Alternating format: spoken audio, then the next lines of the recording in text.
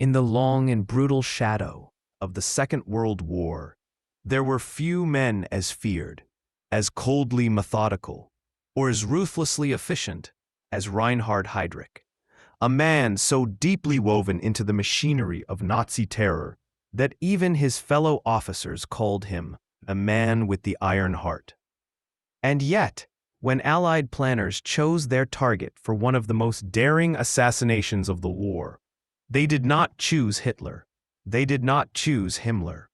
They chose Heydrich. The operation that followed would not only remove one of the Third Reich's most powerful figures, it would unleash a wave of Nazi vengeance so devastating that entire villages would vanish from the map.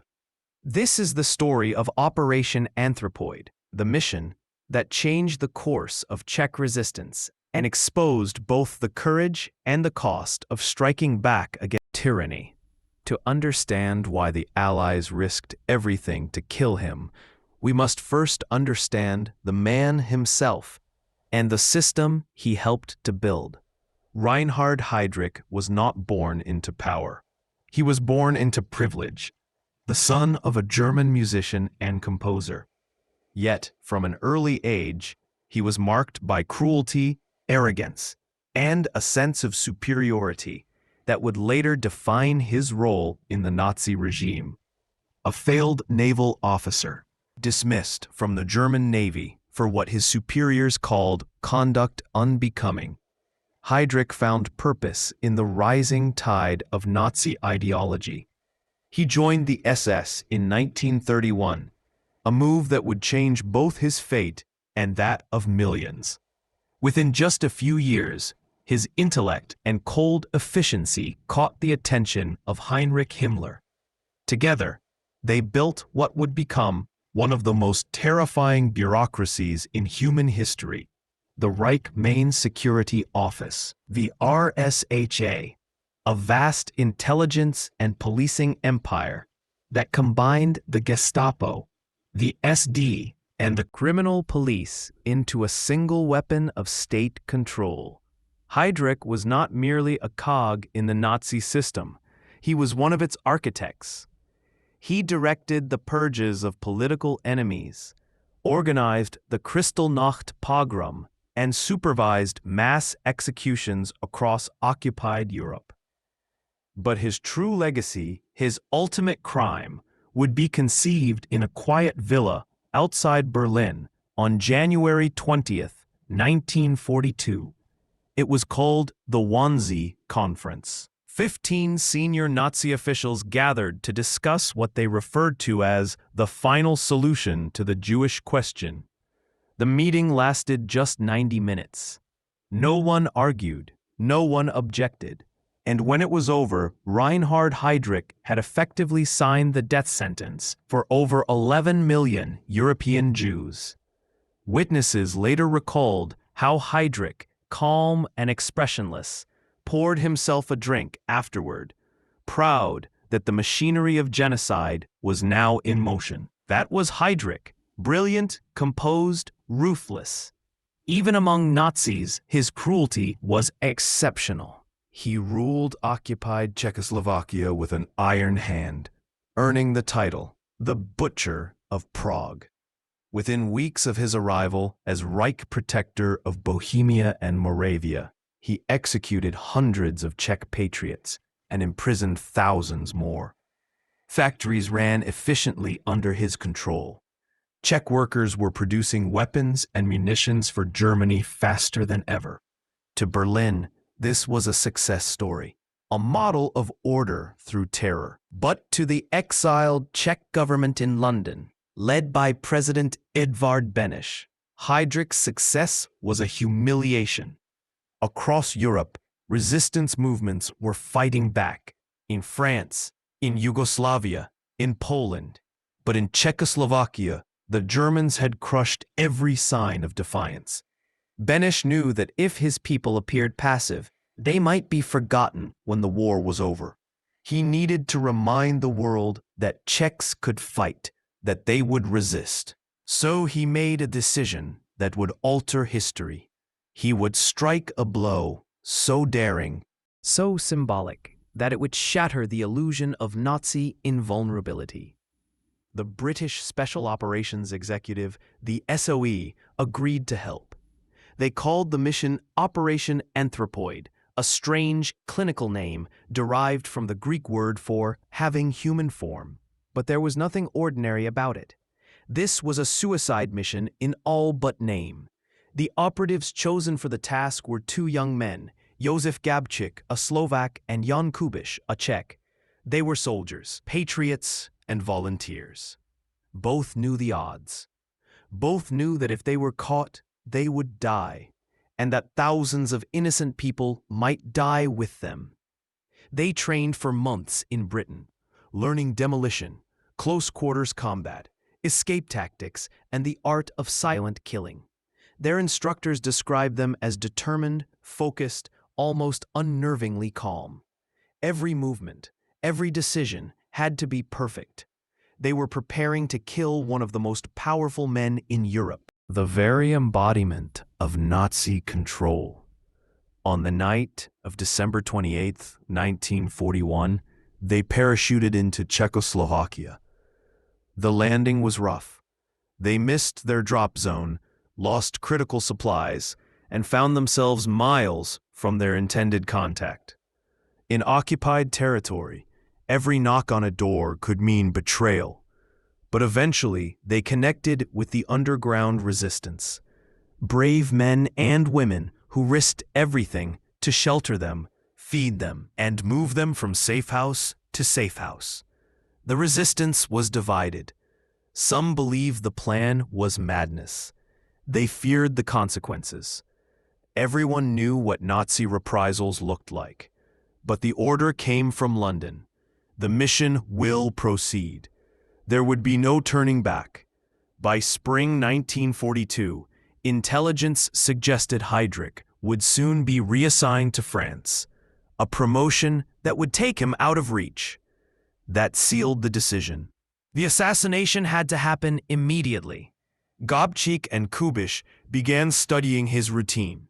Every morning at precisely 10:30, Heydrich's dark green Mercedes would drive from his villa to Prague Castle, following the same route, past tram stops, cobblestone streets, and through a tight hairpin curve near Bulovka Hospital. That curve was the perfect place for an ambush, and so they prepared. They mapped the area, timed the trams, rehearsed escape routes. They hid weapons and grenades in nearby buildings. Then, on the morning of May 27, 1942, the two men took their positions, waiting for the most dangerous few seconds of their lives. At 10:29 a.m., a signal flashed. The Mercedes approached, gleaming in the late spring sun. Heydrich sat beside his driver, relaxed, confident, his pistol at his side. He had refused armor. He had refused an escort. He believed himself untouchable.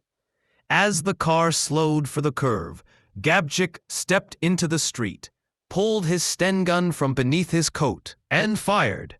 But fate intervened. The weapon jammed. The car didn't accelerate. Instead, Heydrich shouted for his driver to stop. He was going to fight. Kubiš reacted instantly. He hurled a modified anti-tank grenade toward the Mercedes. The explosion ripped through the street. Glass, shrapnel, smoke, screams. The bomb didn't hit Heydrich directly, but fragments from the car's frame, from the seat stuffing, from the horsehair and metal springs, tore into his body.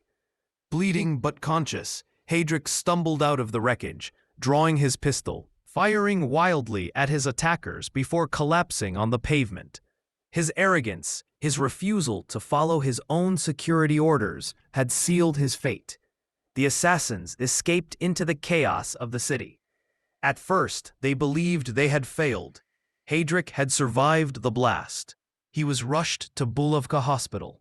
Doctors believed he would recover, but infection set in, a slow, invisible killer. 8 days later, Reinhard Heydrich was dead, poisoned by the very fragments of his own luxury car. Hitler was furious. He called Heydrich's death an act of damned stupidity. But his fury soon turned outward. The order was simple: revenge. The air was thick with smoke and desperation.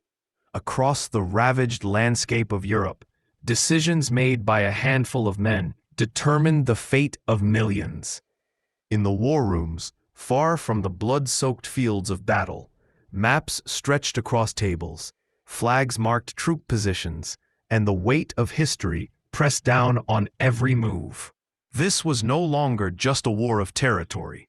It was a war of wills, of ideology, and of survival itself. As the Allies closed in, the Axis powers found themselves cornered, their once grand ambitions crumbling under the relentless tide of attrition. And within this chaos, in hidden bunkers and command posts, were moments of quiet desperation, secret orders, whispered doubts, and decisions that would echo through history. While Hitler clung to his delusions of invincibility, his generals were increasingly fractured. Many no longer believed in the man who had led them into ruin. Yet they were bound by fear, fear of failure, fear of treason, and fear of the monstrous system they had helped build. By 1944, Germany was a fortress cracking from within. The Eastern Front was collapsing under the unstoppable force of the Soviet Red Army, while in the West, Allied troops had landed in Normandy and were advancing deep into France. The Reich was being squeezed from both sides. Inside his bunker, Hitler refused to accept reality. He barked orders that made no military sense, sending divisions that didn't exist into counterattacks that could never succeed. His commanders, some loyal, others simply trapped, followed these insane commands, knowing each one brought Germany closer to destruction. But not all were willing to follow him blindly. Within the ranks of the Wehrmacht, resistance was growing. Quietly, in secret meetings held behind closed doors, a small group of German officers began plotting what seemed unthinkable: to assassinate Adolf Hitler. They called it Operation Valkyrie.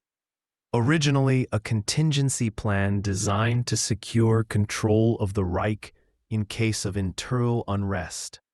But under the guidance of men like Klaus von Stauffenberg, it was rewritten into a blueprint for a coup d'etat. Stauffenberg was no ordinary soldier. Severely wounded in North Africa, losing his right hand, 2 fingers on his left, and an eye, he had been a devout nationalist who believed deeply in Germany. But after witnessing the atrocities committed by the Nazi regime and the reckless destruction brought by Hitler's leadership, he turned against the Führer. He was determined to end it, even if it cost him his life. On July 20th, 1944, in a heavily guarded conference room at the Wolfslair in East Prussia, Stauffenberg placed a briefcase under the table near Hitler during a military briefing. Inside that briefcase was a bomb, the culmination of months of planning and the last desperate hope of those who wanted to save Germany from total annihilation. Moments after Stauffenberg left the room, the explosion ripped through the wooden hut, killing 4 and injuring several others. But fate intervened. A heavy oak table leg had shielded Hitler from the full force of the blast. He survived. And with that, the dream of a Germany free from Hitler's madness died in an instant. The Gestapo unleashed a ruthless wave of retribution. Within hours, hundreds were arrested. By the end of the week, the conspiracy had been crushed. Stauffenberg and many of his co-conspirators were executed, some shot, others hanged with piano wire in grotesque show trials orchestrated by Joseph Goebbels and the SS. But the failure of Operation Valkyrie did not erase the courage of those who dared to stand against tyranny from within. Their defiance, in the darkest days of the Reich, became a testament to conscience and sacrifice. Meanwhile, outside Germany's borders, the Allies pushed forward relentlessly. The war in Europe was entering its final, catastrophic phase. The Red Army stormed through Eastern Europe, liberating city after city, but leaving a trail of vengeance and ruin. In the West, American, British, and Canadian forces battled their way through France, Belgium, and the Netherlands. The skies were dominated by Allied bombers, which rained fire upon German industrial centers, Hamburg, Dresden, Berlin, turning once great cities into infernos of glass and ash. And yet, even as his world burned, Hitler refused surrender. He ordered scorched earth policies to destroy bridges, factories, railways, anything that might fall into enemy hands. Germany itself was to be sacrificed on the altar of his delusion. Inside the bunker beneath the Reich Chancellery, Hitler's inner circle began to unravel. Paranoia consumed him.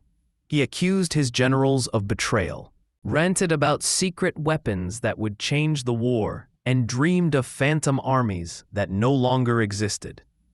By April 1945, Soviet artillery could be heard in Berlin. The end was only days away. In his final moments, Adolf Hitler dictated his last will and testament, blaming everyone but himself for Germany's downfall. Then, on April 30th, 1945, he took his own life. A coward's end for a man who had brought the world to ruin. But the war didn't end with the echo of a gunshot. Its scars ran deeper than the ruins of cities. They cut through the hearts of nations, the souls of survivors, and the conscience of humanity itself. World War II was not just a clash of armies. It was a battle for the soul of civilization. And even now, decades later, its lessons remain in every story of courage, in every monument of loss, and in every echo of that haunting question: how far can humanity fall before it learns to rise again? The men and women who lived through this war left behind more than just history. They left behind lessons of courage, failure, and the high cost of blind obedience. If this story moved you, subscribe now and stay with us for more untold documentaries from World War II. Stories of valor, betrayal, and redemption that still shape the world we live in. Watch the next documentary on your screen, where we uncover another hidden chapter from the war that changed humanity forever.